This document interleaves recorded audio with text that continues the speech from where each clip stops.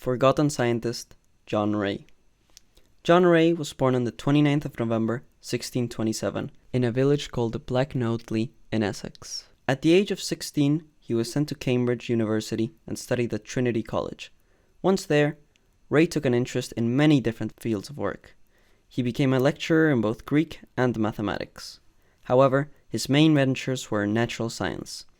He published dozens of works during his time at Cambridge, which were filled with drawings and descriptions of different species of plants and animals alike.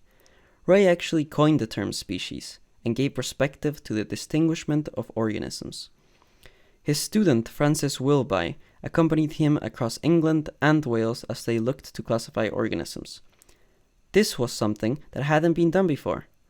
This work was later instrumental to Linnaeus's binomial system.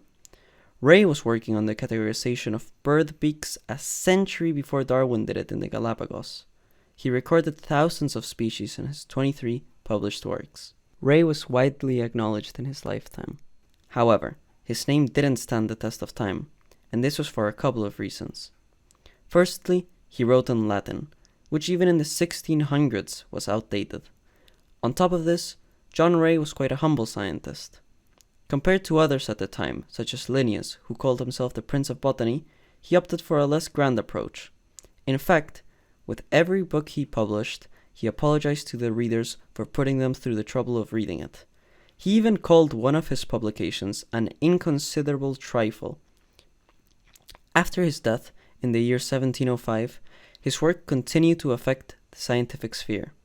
Yet, many of his accomplishments and ideas were attributed to bigger names such as Linnaeus, who is today regarded as the father of taxonomy. This isn't to say that Carl Linnaeus tried to drown Ray's achievements out. Not at all. But history hasn't left enough space for the name John Ray to be remembered as a great scientist who above anything else wanted to progress mankind's understanding of the world we live in.